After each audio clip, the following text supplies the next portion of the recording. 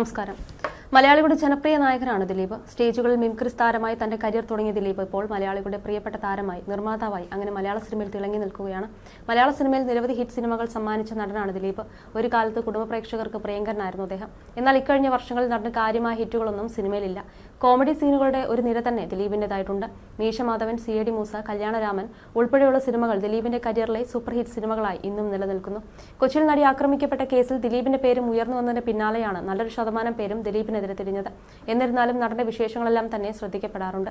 ദിലീപിന്റെ ഏറ്റവും പുതിയ ചിത്രമായ പ്രിൻസ് ആൻഡ് ഫാമിലി മെയ് 9 തിയേറ്ററിൽ എത്തിയിരിക്കുകയാണ്. തിയേറ്ററിൽ മികച്ച പ്രേക്ഷക പ്രതികരണം നേടി പ്രദർശനം തുടരുകയാണ്. ഈ വേളയിൽ ചിത്രത്തെ പ്രശംസിച്ച് രംഗത്തെത്തിയിരിക്കുകയാണ് CPM general secretary MA baby. Prince and family എല്ലാവരും കണ്ടിരിക്കേണ്ട സിനിമയാണെന്നും സാമൂഹിക പ്രസക്തമായ സന്ദേശം ഈ സിനിമയിൽ നിന്നും കാണികളുടെ മനസ്സിലേക്ക് എത്തുമെന്നും ബേബി അവകാശപ്പെട്ടു.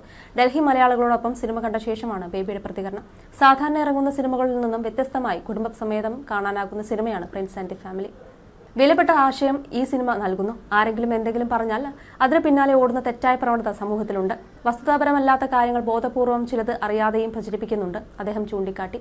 വസ്തുത അറിഞ്ഞതിനു ശേഷമാണ് എല്ലാ കാര്യങ്ങളിലും പ്രതികരിക്കേണ്ടതെന്നും അല്ലാത്തപക്ഷം അത് പലരുടെയും ജീവനെ തന്നെ ബാധിക്കുന്ന പ്രശ്നമാണെന്ന സന്ദേശമാണ് ഈ സിനിമ തന്നെ നൽകുന്നതെന്നും അദ്ദേഹം പറഞ്ഞു. ഇതെല്ലാം കണ്ട് ആസ്വദിക്കാനാകുന്ന കഥയിലൂടെ പറഞ്ഞ സംവിധായകൻ വിൻഡോയ്ക്കും അണിയറ പ്രവർത്തകർക്കും ആശംസ നേരുന്നുവെന്നും ബേബി പറഞ്ഞു. അതേസമയം MA ബേബിക്കെതിരെ രൂക്ഷ വിമർശനമാണ് സൈബറിടത്തിൽ ഉയരുന്നത്. നടി ആക്രമിച്ച കേസിലെ പ്രതിയായ ദിലീപിന്റെ സിനിമയെ പ്രകീർത്തിക്കുന്നതിലൂടെ എന്ത് സന്ദേശമാണ് CPM ദേശീയ സെക്രട്ടറി നൽകുന്നതെന്നാണ് പലരും ചോദിക്കുന്നത്. CPM സംസ്ഥാന സെക്രട്ടറി വേടന് പരസ്യമായ പിന്തുണ നൽകുമ്പോഴാണ് ബേബി ദിലീപ് ചിത്രത്തെ പുകഴ്ത്തുന്നതെന്ന് ചിലർ ചൂണ്ടിക്കാട്ടുന്നു. ഒരു വശത്ത് കേരള സർക്കാർ തങ്ങൾ അതിജീവിതയ്ക്കൊപ്പമാണ് എന്ന് വ്യക്തമാക്കുമ്പോൾ മറുവശത്ത് ആ സർക്കാരിനെ നയിക്കുന്ന പാർട്ടിയുടെ അമരക്കാരൻ ലൈംഗികാതിക്രമം നടത്തിച്ച സംഘത്തലവന് മൂല്യ സന്ദേശ പ്രചാരകന്റെ സാക്ഷ്യപത്രം നൽകുകയാണ് എന്ന എഴുത്തുകാരൻ പ്രമോദ് പുഴങ്കര ഫേസ്ബുക്കിൽ കുറിച്ചു. അതിജീവിതയ്ക്ക് കേരളം നൽകിയ പിന്തുണയുടെ ഫലമായാണ് ദിലീപിന്റെ സിനിമകളും വളിപ്പുകളും വിജയിക്കാതെ പോകുന്നതെന്നും അദ്ദേഹം പറഞ്ഞു. കൊട്ടേഷൻ റേപ്പ് കേസിൽ വിചാരണ നേരിടുന്ന പ്രതിയുടെ സിനിമ കാണണമെന്ന ആഹ്വാനം MA ബേബി പിൻവലിക്കണമെന്ന് മാധ്യമപ്രവർത്തക KK ഷാഹിനയും ആവശ്യപ്പെട്ടു. CPMന്റെ സമുന്നത നേതാവ് ഈ പ്രതിയുടെ PR-ന് നിന്ന് കൊടുക്കുന്ന കാഴ്ച ലജ്ജാവഹമാണ് എന്നും അവർ കൂട്ടിച്ചേർത്തു. ദിലീപ് എത്ര തന്നു? അതിലെ നായകനും സാമൂഹിക പ്രതിബന്ധമുള്ള ആളാണോ സഖാവെ? നിലമറന്ന് സംസാരിക്കരുത്, പ്രത്യേകിച്ച് ഒരു പീഡന കേസിൽ വിധി വരാനിരിക്കുന്ന പ്രതിക്ക് വേണ്ടി. ഈ അഭിപ്രായം ആർക്ക് ഗുണം ചെയ്യാൻ വേണ്ടിയാണ് എന്നെല്ലാമാണ് പലരും MA ബേബിയുടെ വീഡിയോയ്ക്ക് താഴെ കമന്റുകളുമായി രേഖപ്പെടുത്തുന്നത്.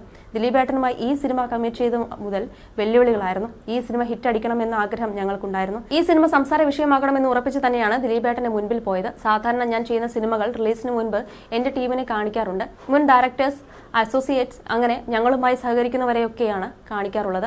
അവരുടെ അഭിപ്രായം എടുത്ത് പിന്നെ സിനിമയിലെ താരങ്ങളെ കാണിച്ച് അവരുടെ കൂടി അഭിപ്രായം എടുത്ത് ചർച്ച ചെയ്താണ് കാര്യങ്ങൾ തീരുമാനിക്കുന്നത്.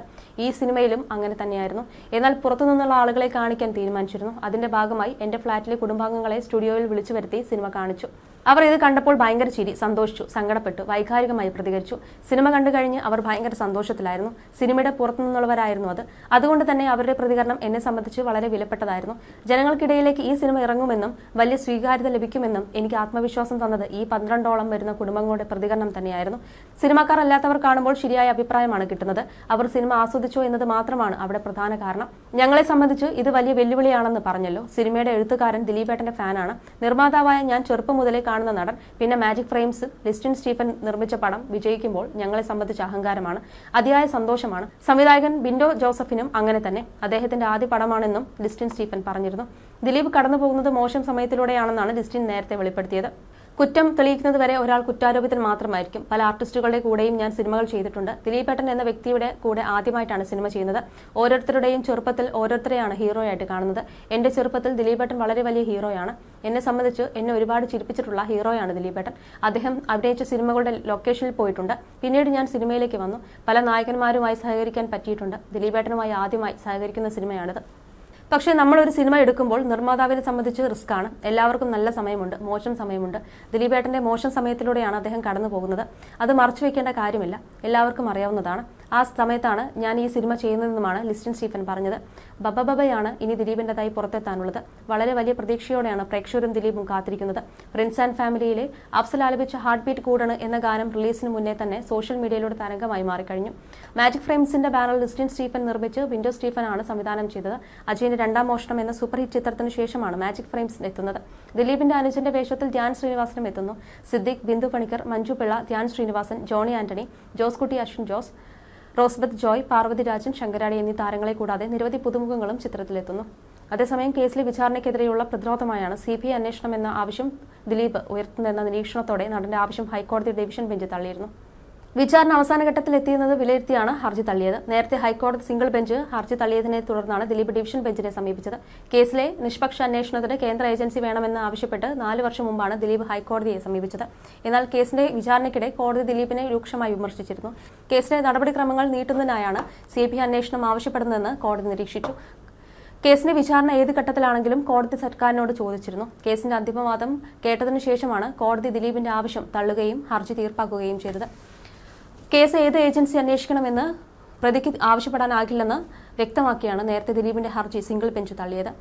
നടിയെ ആക്രമിച്ച കേസുമായി ബന്ധപ്പെട്ട വിചാരണ നടപടികൾ എറണാകുളം പ്രിൻസിപ്പൽ സെഷൻസ് കോടതിയിൽ അവസാന ഘട്ടത്തിലാണ്. അന്തിമവാദം പൂർത്തിയാക്കി ജൂണിൽ വിധി പുറപ്പെടുവിക്കുമെന്നാണ് പ്രതീക്ഷിക്കുന്നത്.